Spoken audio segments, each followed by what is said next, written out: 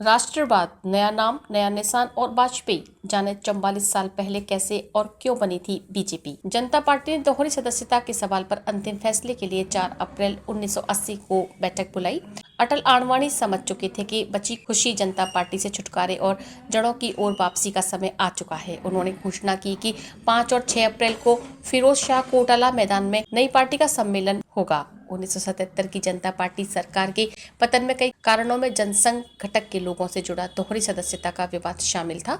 1980 के चुनावों में जनता पार्टी लोकसभा की 32 सीटों पर सिमट कर रह गई। पार्टी की बुरी पराजय के साथ धन संघ पर आक्रमण और तेज हो गए। बाबू जगजीवन राम ने 25 फरवरी 1980 को पार्टी अध्यक्ष चंद्रशेखर को पत्र लिखकर हार की जिम्मेदारी जनसंघ पर डाली। जनता पार्टी ने दोहरी सदस्यता के सवाल पर अंतिम फैसले के लिए 4 अप्रैल 1980 को बैठक बुलाई।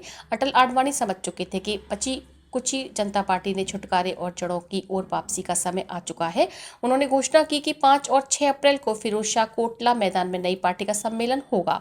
जनसंघ से जुड़े लोगों का धैर्य दे चुका था जवाब। जनता पार्टी की राष्ट्रीय कार्यकारिणी की 4 अप्रैल 1980 की बैठक में मोरारजी और चंद्रशेखर का समझौता की कोशिश का प्रस्ताव 14 की तुलना में 17 वोटों से खारिज हो गया। फैसला हुआ कि जनसंघ के लोगों को जनता पार्टी में बने रहने के लिए राष्ट्रीय स्वयं सेवक संघ की सदस्यता छोड़नी होगी। दिलचस्प है कि समझौते की कोशिशों के सबसे बड़े विरोधी जगजीवन राम अगले ही दिन वाई.वी. चाहवर्ण की अगुवाई वाले कांग्रेसियों में शामिल हो गए।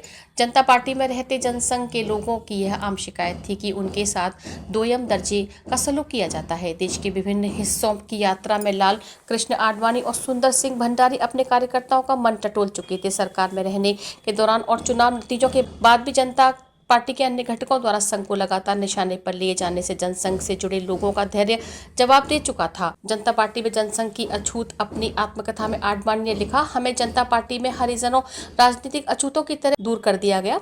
जनता पार्टी के 5 घटक थे, कांग्रेस, भारतीय लोकदल, सोशलिस्ट पार्टी, CFT और जनसंघ। राजनीतिक दृष्टि से कहें तो इसमें पहले 4 द्विज थे, जबकि जनसंघ की स्थिति हरिजन की थी। 1977 में उसे जनसंघ को स्वीकार करते समय हर्षोल्लास था, पर समय बीतने के साथ परिवार में हरिजन की उपस्थिति से समस्याएं पैदा होने लगी। परिवार के सदस्यों, अन्य घटकों से जुड़े तमाम लोगों ने परिवार में हरिजन की उपस्थिति से समस्याएं पैदा होने लगी। परिवार में सदस्यों के अन्य घटकों से जुड़े तमाम लोगों ने परिवार में हरिजन की उपस्थिति के कारण परिवार जनता पार्टी से नाता तोड़ लिया। हालांकि उनके पास हरिजन तड़के के विरुद्ध कोई शिकायत नहीं थी। वास्तव में वे अक्सर उनकी प्रशंसा करते थे, लेकिन उसकी जाति को नहीं भुला पाते थे। उसके माता पिता संग ही उसकी बाधा थे।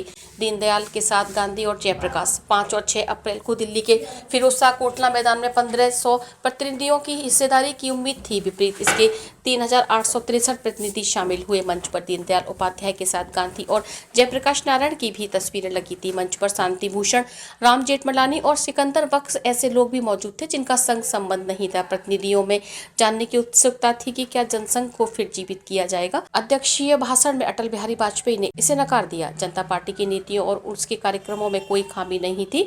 असल में लोगों ने राजनेताओं के व्यवहार के खिलाफ वोट दिया। हम जनता पार्टी के अपने अनुभवों का लाभ उठाएंगे। हमें उसके साथ रहे संबंधों पर गर्व है। हम किसी तरह से अपने अतीत से अलग नहीं होना चाहेंगे।